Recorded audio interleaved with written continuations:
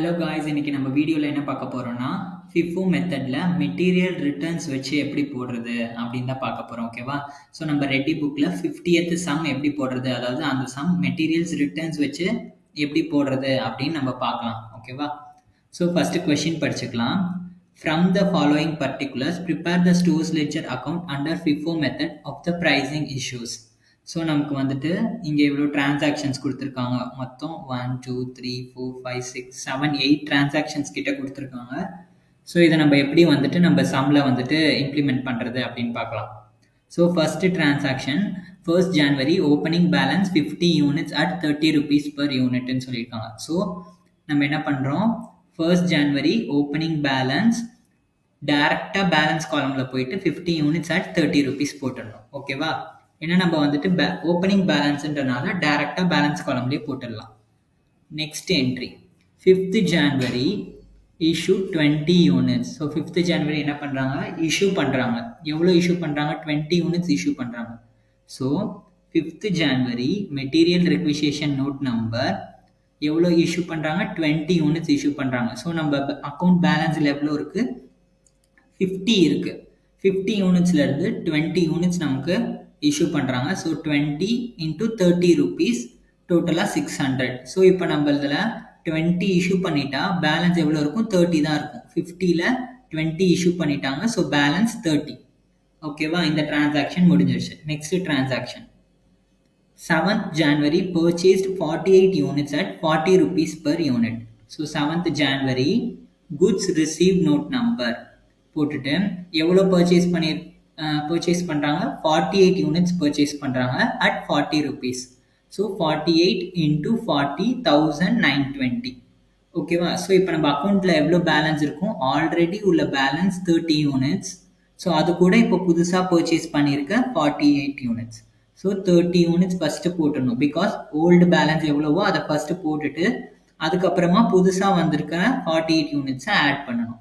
ஓகேவா? ஸோ டோட்டலாக 78 units இருக்குது. Next entry 9th January issued 20 units. So 9th January எவ்வளோ இஷ்யூ பண்ணுறாங்க, 20 units இஷ்யூ பண்ணுறாங்க. So 9th January material requisition note number, because issue பண்ணுறாங்க so அதனால மெட்டீரியல் ரெக்விசிஷன் நோட் நம்பர் எவ்வளோ issue பண்ணுறாங்க, 20 units இஷ்யூ பண்ணுறாங்க. ஸோ நம்ம அக்கௌண்ட்டில் எவ்வளோ பேலன்ஸ் இருக்குது, 30 units பேலன்ஸ் இருக்குது. ஃபர்ஸ்ட் என்ட்ரியில் 30 units பேலன்ஸ் இருக்குது. செகண்ட் என்ட்ரியில் 48 units பேலன்ஸ் இருக்குது. ஸோ டோட்டலாக 78 இருக்குது. ஸோ நம்ம இந்த ஃபர்ஸ்ட் 30லேயே நமக்கு 20க்கான எலிஜிபிலிட்டி இருக்குது. ஸோ அதிலிருந்து 20 டைரெக்டாக எடுத்து கொடுத்துடலாம். So 20 units at 30 rupees 600 total amount. ஓகேவா? 20 units at 30 rupees each 600. So 30ல் 20 units நம்ம கொடுத்துட்டோம். பேலன்ஸ் எவ்வளோ இருக்கும், 10 units தான் இருக்கும். ஸோ 10 into 30 300 போட்டாச்சு. நெக்ஸ்ட் வந்துட்டு இந்த கீழே இருக்கு இல்லையா 48, இதுலேருந்து எந்த இஷ்யூவுமே பண்ணலை. ஸோ டேரெக்டாக அந்த 48 நம்ம கீழே டேரெக்டாக போட்டுடலாம். ஸோ இப்போ நம்ம அக்கௌண்ட்டில் எவ்வளோ பேலன்ஸ் இருக்கும், ஃபர்ஸ்ட் ஒரு 10 units, அதுக்கப்புறம் ஒரு 48 units, அது புதுசாக பர்ச்சேஸ் பண்ணது. ஸோ அது 48 units, அதுலேருந்து எந்த இஷ்யூவுமே பண்ணலை. ஸோ இஷ்யூ பண்ணலை. ஸோ டேரெக்டாக அப்படியே கீழே போட்டுடணும். ஸோ இப்போ டோட்டலாக 58 units இருக்குது. அடுத்தது நெக்ஸ்ட் என்ட்ரி பாருங்கள். 19th January purchased 36 units at 35 rupees per unit.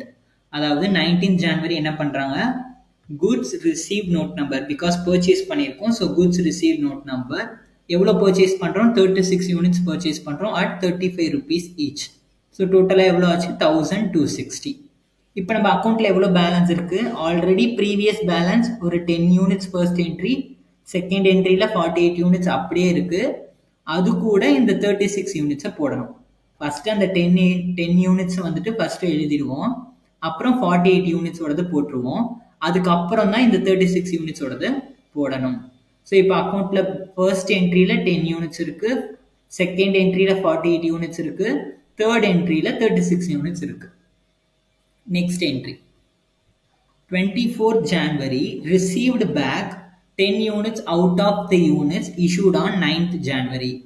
அதாவது 9th Januaryல இஷ்யூ பண்ண யூனிட்ஸ்லேருந்து 10 units வந்துட்டு நம்ம ரிசீவ் பேக் பண்ணுறோம். அதாவது ரிட்டர்ன் ஆயிடுது நம்ம கிட்டேயே.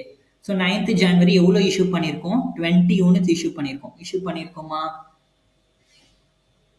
பாருங்க 9th January material requisition note number நம்ம எவ்வளோ இஷ்யூ பண்ணியிருக்கோம் 20 யூனிட்ஸ் இஷ்யூ பண்ணியிருக்கோம் at 30 rupees each. அதில் இவங்க என்ன சொல்கிறாங்க 10 யூனிட்ஸ் வந்து உங்ககிட்ட திருப்பி ரிட்டர்ன் ஆயிடுச்சு அப்படின்னு சொல்கிறாங்க. அதாவது ரிசீவ்டு பேக், நீங்கள் திரும்பி ரிசீவ் பண்ணிட்டீங்க 10 யூனிட்ஸ்ன்னு சொல்கிறாங்க. ஸோ அதை ரிசீவ் பண்ணதுனால நம்ம வந்துட்டு 24th January materials returned note நம்பர்னு எழுதணும் அந்த இடத்துல. ஓகேவா, மெட்டீரியல் ரெக்விசிஷன் கிடையாது, குட்ஸ் ரிசீவ் நோட் நம்பர் கிடையாது. அதுக்கு பதிலாக மெட்டீரியல்ஸ் ரிட்டர்ன்டு நோட் நம்பர்னு எழுதிட்டு இஷ்யூ ரெசிப்ட்ஸ் காலம்ல போடணும். ஓகேவா, 24th January மெட்டீரியல்ஸ் ரிட்டர்ன் ஆகுது நம்ம கிட்டேயே. ஸோ அதனால மெட்டீரியல் ரிட்டர்ன் நோட் நம்பர் போட்டுட்டு எந்த காலம்ல போடணும், ரெசிப்ட்ஸ் காலம்ல போடணும். ஓகேவா, 10 யூனிட்ஸ் எவ்வளோ ரிசீவ் பண்ணுறோம், 10 யூனிட்ஸ் ரிசீவ் பண்ணுறோம். 20 யூனிட்ஸ் நம்ம எவ்வளோக்கு கொடுத்தோம், 30 rupeesக்கு கொடுத்தோம். ஸோ எந்த ருபீஸில் கொடுத்தோமோ அந்த ருபீஸில் தான் நம்ம ரிசீவ் பேக் பண்ணுவோம். ஸோ அதனால இங்கே 30 தான் வரும். ஓகேவா, ஸோ 20 யூனிட்ஸ் at 30 rupees கொடுத்தோம், அதில் 10 யூனிட்ஸ் ரிசீவ் ஆயிடுச்சு. ஸோ அதனால 10 யூனிட்ஸ் at 30 rupees தான் இருக்கும், ருபீஸை சேஞ்ச் பண்ணக்கூடாது. So 10 units at 30 rupees 300. இப்போ இது நமக்கு 10 யூனிட்ஸ் நம்ம அக்கௌண்ட்ல திருப்பி ரிட்டர்ன் ஆகி ரிசீவ் ஆயிடுச்சு நமக்கு. ஸோ இப்போ அக்கௌண்ட்ல எவ்வளோ பேலன்ஸ் இருக்கும், ஆல்ரெடி ஒரு 10 யூனிட்ஸ் இருந்துச்சு, 48 யூனிட்ஸ் செகண்ட் என்ட்ரியில், 36 யூனிட்ஸ் தேர்ட் என்ட்ரியில் இருந்துச்சு.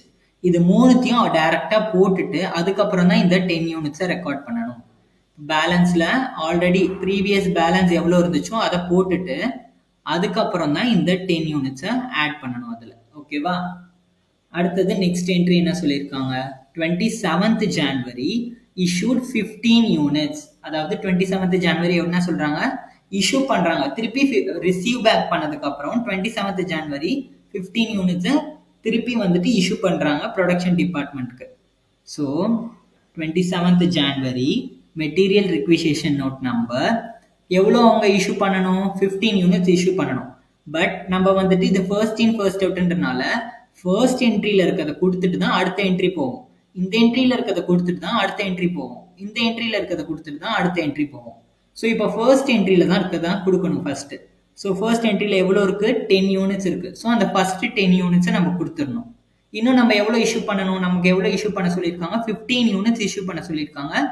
நம்ம ஃபர்ஸ்ட் என்ட்ரியில இருந்து 10 யூனிட்ஸ் கொடுத்துட்டோம், கரெக்டா. ஸோ 10 யூனிட்ஸ் கொடுத்தாச்சு. பேலன்ஸ் இன்னும் எவ்வளோ கொடுக்கணும், 5 யூனிட்ஸ் கொடுக்கணும். அதை இந்த செகண்ட் என்ட்ரில இருந்து கொடுத்துடலாம். ஓகேவா, இந்த 48 யூனிட்ஸ்ல இருந்து 5 யூனிட்ஸ் கொடுத்துருவோம். பேலன்ஸ் இப்போ 10 யூனிட்ஸ்ல இருந்து மொத்தமா 10 யூனிட்ஸ் கொடுத்துட்டோம், 48 யூனிட்ஸ்ல இருந்து 5 யூனிட்ஸை கொடுத்துட்டோம். இப்போ அக்கௌண்ட்ல எவ்வளவு பேலன்ஸ் இருக்கும், 10 யூனிட்ஸ் மொத்தமா நில் ஆயிடும், 48 யூனிட்ஸ்ல 5 யூனிட்ஸ் போயிடுச்சு, பேலன்ஸ் 43 யூனிட்ஸ் இருக்கும். ஸோ அதை 43 யூனிட்ஸ் at 40 rupees each 1720 போட்டுடணும். அடுத்தது 36 யூனிட்ஸ்ல நம்ம கையே வைக்கல, அது அப்படியே தான் இருக்கு. ஸோ அதனால அதை அப்படியே போட்டுருவோம். 10 யூனிட்ஸ்லயும் நம்ம கையே வைக்கல, ஸோ அதை அப்படியே போட்டுருவோம். ஓகேவா, இதுதான் நம்மளுடைய க்ளோசிங் பேலன்ஸ். நம்ம எல்லா டிரான்சாக்ஷன்ஸுமே போட்டுட்டோம், எல்லா டிரான்சாக்ஷன்ஸுமே போட்டாச்சு, இதோட ப்ராப்ளம் ஓவர்.